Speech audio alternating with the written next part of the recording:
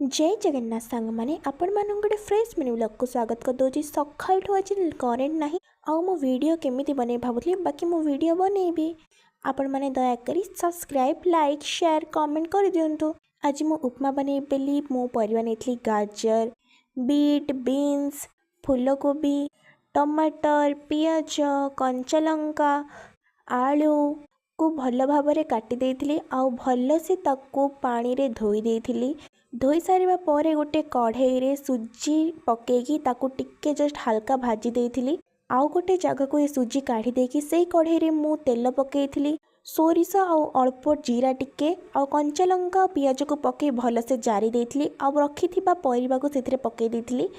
तापर एथिरे मु लूण पकेइथिली हळदी गुंड पकेइथिली आउ हेंगु टिके पके देइथिली।